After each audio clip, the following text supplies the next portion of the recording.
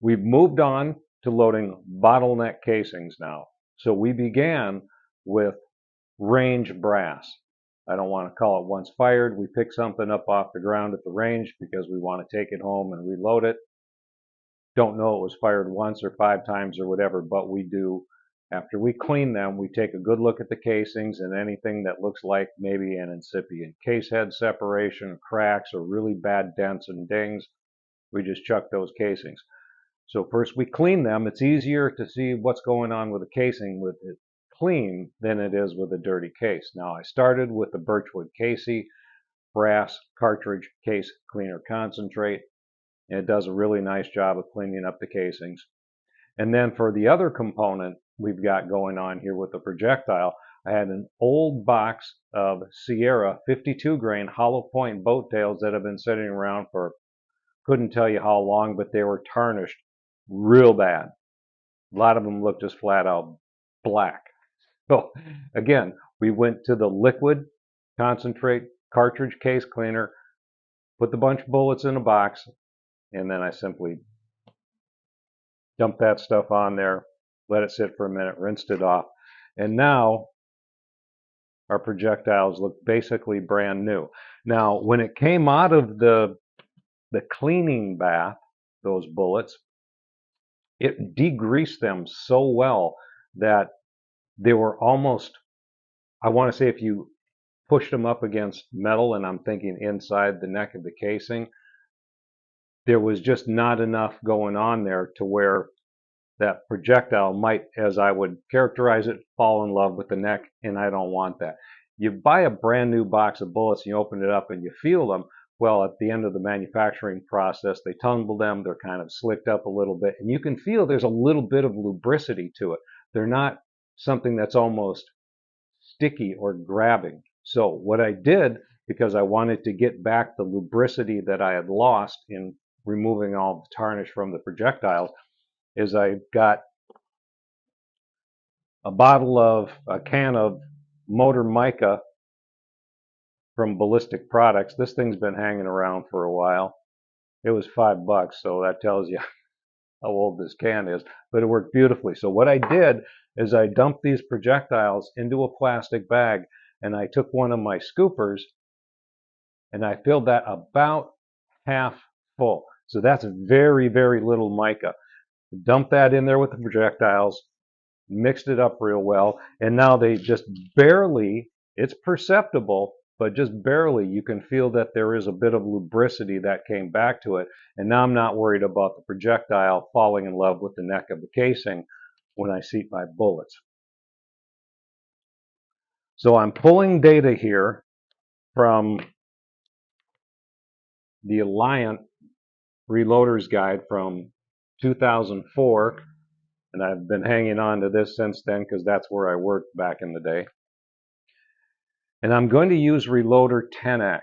It's an Alliant powder that was designed more for varminting cartridges or lighter projectiles. It works very well in triple deuce, 223 with lighter bullets. And I mean 55 grain, 50, 45, 40, that type of thing. It also works well in lighter bullets with 6BR. If you're going to do 308 and you like shooting 110 grain bullets, like I do a varminting load, Nosler does that Barmageddon 110 grain out of a 308. It can work really well with that.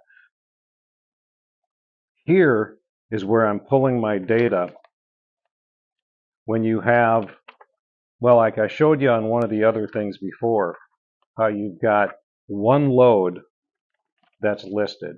So if you look kind of at the bottom there, you've got 223, and I'm shooting a 52 grain Sierra hollow point bow tail, and the maximum powder charge here that they're listing is going to be 23.3 grains. Now, anytime they only list one powder charge, that is max. So you can reduce that by 10%, and that would be your starting powder charge. I'm going with 22.8 grains, and I wrote my notes here with the overall length that I've got out of the Sierra manual, because I'm loading a Sierra bullet, but they don't give you the cartridge overall length in that freebie book from Alliant. So I'm going with 2.250 is my cartridge overall length. I've got 22.8 grains of 10X, 10 ring. I'm thinking that's where they're going to go, and I'm comfortable with that. I'm going to be using the Frankfurt Arsenal powder dispenser scale combination, and I've got this set up with the 10X, which is a shortcut extrusion. If you haven't seen this before, so if you weren't doing it out of an electronic dispenser, if you're going to do it the manual method, these shortcut extrusions actually do meter very consistently. So the Frankfurt, it has a powder calibration feature to it. So I've calibrated the scale with the powder that it's dropping, and I have here a Reading balance scale that I've got set at 22.8 grains, the same that is going to be for the electronic dispensing from the Frankfurt Arsenal dispenser here on the tabletop. And this thing is absolutely spot on. Both are in agreement, exactly 22.8 grains of powder. So I'm very confident that I'm ready to proceed. I have everything set up. I am completely organized before I start pulling the handle on anything. Last thing you want to do is you're in mid-process, you forgot something, you got to go do this, you got to go do that. So of course I've got my calipers around so I can double check my settings. I've already set up my seating die and my crimp die. I'm going to do a light crimp on here. This die, by the way, the seating die, is the Reading National Match seating die, and this is the crimp die that comes in the Reading National Match 223 die set.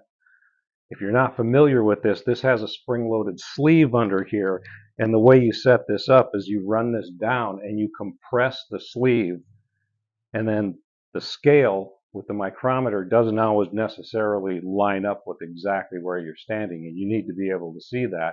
So typically what I'll do is I'll screw it down till it stops, and then I'll just back it up a little bit to the point where the scale is clearly visible to me. Then I'll take a casing, put it on there with a projectile or run it up, and I start screwing down the mic. Now, when you're loading hollow point boat tails like this, when you have them in a bulk box, if you were to measure every single projectile, you're going to notice that they're not all exactly the same. So when you set this up, know that there is the plug that is inside the seating die is going to make contact with the projectile closer down here. So if you're taking a measurement off of here, in every single bullet with the hollow point isn't necessarily going to be exactly the same thing. When you do your overall length and you're taking it from the base to the tip of the hollow point right there, you're going to get a little bit of variation.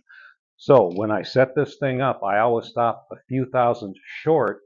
And if you want, you can actually take a number of projectiles here and just start measuring them. If you notice that there's, say, 4 thousandths difference in the maximum length of each, and if you're measuring overall length from the tip of the projectile, then you can expect you're going to run into 4 thousandths difference. However, because it's making contact further down here, you are not actually getting, as far as the barrel is concerned, 4 thousandths difference. This die, as long as you don't fiddle with it and move it, you are going to have the ogive contacting the rifling in the exact same spot. So you think maybe you've got 4 thousandths variation. You don't. You've actually got everything that is going absolutely spot on, as long as you didn't move the die. Now, as far as the projectile itself, if you got a little bit of variation in the tip or one's a little bit messed up, who cares? It's just not going to open up your groups. It's not going to make any difference because the steering end is down here at the base. You can have a messed up hollow point up here and it's not going to hurt you. If you've got a problem with the base of the projectile, you got a flyer, guaranteed. So the steering end is at the base. Don't worry about the hollow points. If you want everything to be more consistent than that is giving you, you can get Mayplat trimmers. You can point those things up and you can make them more consistent. But don't make yourself sick worrying about a few thousandths variation when you've got projectiles that are necessarily going to vary just because of what we've got. So the scale with the electronic and the balance scale are completely in agreement. I've got this set up. I've double checked my settings. Now when I loaded a dummy round, I did 2 And then I move this over for the crimper. I reduce, first I take the diameter with the projectile seated right there, right there at the mouth of the casing with the bullet seated. Whatever that dimension happens to be, I reduce that with the crimp die at least 1,000, no more than 3. And the way I've got this set up now, because this is mixed manufacturer, mixed head stamps on the brass, the thickness is going to vary a little bit from case to case. So I reduced that by 1.5 thousandths, and I stopped right there. If I get a little bit thicker casing, well, it's going to be a little bit heavier crimp. If I've got a little bit thinner casing at the neck, that's going to be a slightly lighter crimp. But the whole purpose, remember, is in a semi-automatic rifle, and this is going to be going through a varminter. So when that thing cycles, if it gets a little high or a little low or bumping into the front of the magazine box, it's not going to move. It's going to stay exactly where I put it. And that's the whole point of putting a crimp on it. So we're all set up, we're organized, we're ready to go. I have everything I need right here.